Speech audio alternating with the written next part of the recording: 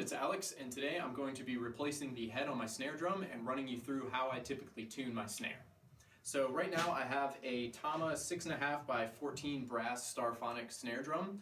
I have a Remo P77 coated head on here. Basically what this is it's a 2-ply coated head with a center dot and then an internal muffling ring. So it's pretty punchy. It's a little darker sounding than I typically prefer, so I'm going to actually switch it out for a Remo Controlled Sound. And that is just a 1-ply head, so it's a little thinner, but it still has the dot in the center that gives it some extra durability. Without the ring on the side, it also lets it ring out a little bit more, which you can control with moon gels. In fact, right now I've got a drum dot on this one to control it a little bit as well, but you really don't need it too much. So with that, I typically prefer a little more live sounding snare drum, so I'm going to switch out that head and just see what it sounds like.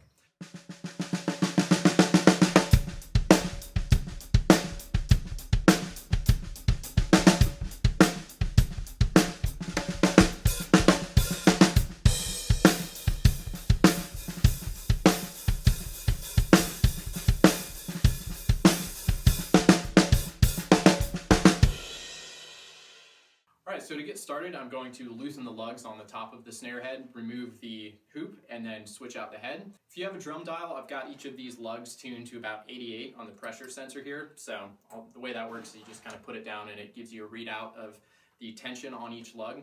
So it's tuned kind of medium-high. I'm going to replicate that with the new head and see about how that sounds as well.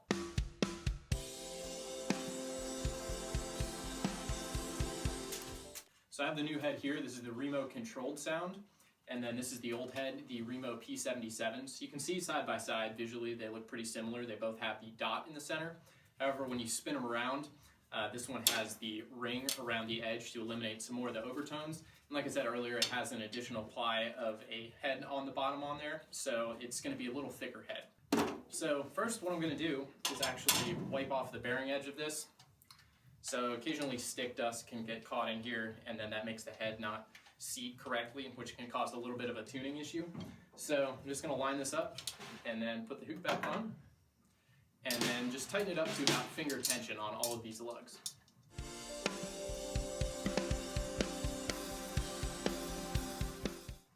So now that I have the head seated, I'm going to disengage the snares so that when you tap on it, it's not rattling the snare wires underneath. I'm just going to press on the head a little bit to kind of seat it down.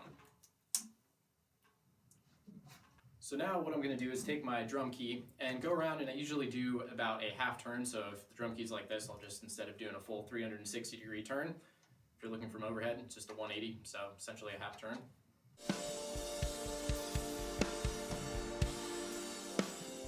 So now we're getting a little bit of a pitch on here. Still sounds pretty low and it's not tuned evenly or anything, but now there's enough tension to where it's not going to sound like a wrinkled head anymore. So turn on the snares and let's hear what it sounds like.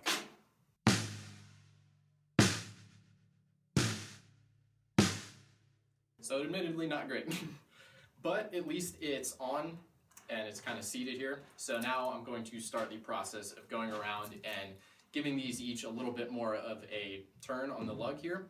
So now what I'm going to do is go around and do a quarter turn.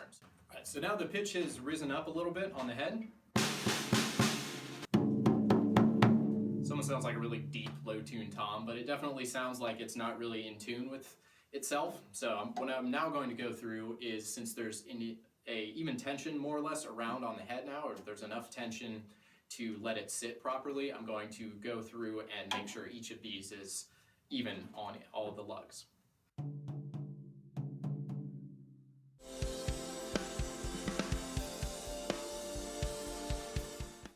So as you can see, I'm putting my hand in the center of the snare drum. What that does is mute a lot of the excess ringing, so you can hear the actual pitch of the snare drum where you're hitting it. So without it, kind of the whole snare drum resonates. So when you muffle the center, you can hear more or less just where that lug is tuned at.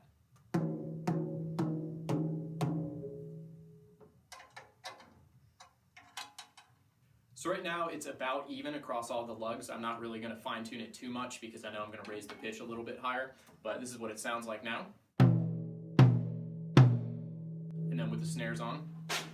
So it's getting a lot of resonant response on the bottom head, and the snare wires are having a pretty big response. So let's hear what that sounds like with the context of the rest of the kit.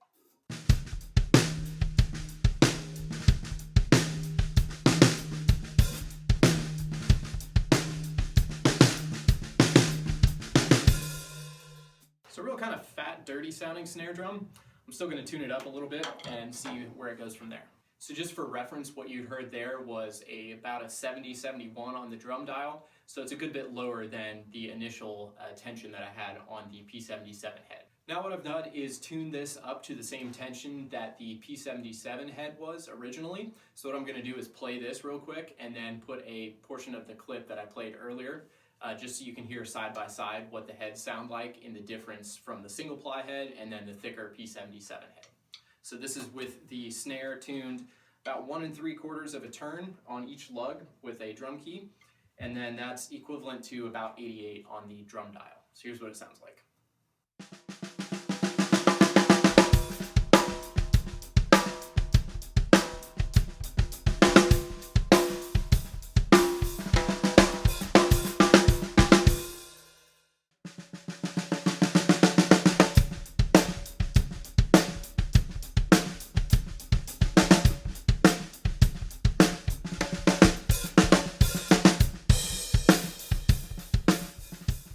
So this is typically where I like to keep my snare drum, right around this range in the kind of medium-high tuning. With that, it gets a nice amount of crack, but you can still get a decent amount of body out of it without it sounding like a piccolo snare or something that you'd hear in, like a reggae track or something.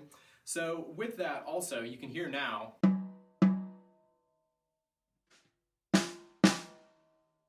got a little excess ring just from the overtones, so you can actually darken that a little bit more by taking a moon gel. So I've cut a moon gel in half here. If I put that on the head, you can hear what that does to the overtones. It eliminates a little bit of the ringing, and as a result makes the drum sound a little lower in pitch.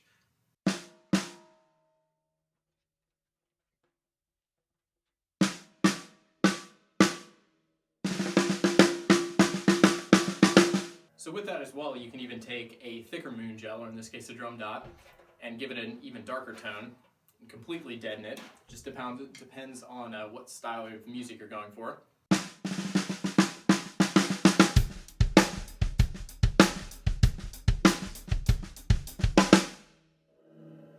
So that gives you a little more versatility with that, but with this particular tension, or right around this range, I find that I get a pretty good stick response, a nice crack when you're doing rim shots on there. And really the big thing to consider when choosing the snare drum head and the tuning is, first off, what kind of snare drum you have and what type of head that is going to accommodate that. So for a brass snare drum like this, for instance, brass is a darker metal, so it's going to sound a lot darker than something like a maple snare drum or a steel or aluminum snare. So with that, for me personally, the combination of the thicker head, the P77, in combination with the darker sound that naturally comes from the brass snare drum was a little too dark for my liking.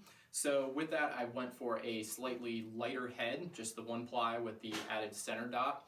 And I really like how it sounds so far. I'm going to record around more with it, but the Remo Controlled Sound coated head is pretty well known for being kind of the go-to rock snare head. So I played around with a bunch of different ones in the past, and I have different preferences for different genres and different snare drums. I actually have a maple snare drum that responds completely differently to this head. With this head on the maple one, for me it's way too high pitched if I have it at a similar tension. So that I would go with something darker, like probably the P77 or a 2-ply head. But it all kind of depends on what sound you're going for, and then just what kind of material you have on your snare drum, and then combine that with the snare head that's going to really exemplify those particular characteristics of that head, and then you're good to go. So thanks for watching. Hopefully this helped out a little bit and cleared up some stuff on snare drum tuning and just the different types of heads. So stay tuned. I'm going to have some more videos coming out just covering different basic things on the drums and then more advanced techniques in the future as well. So thanks for watching, and I'll see you again soon.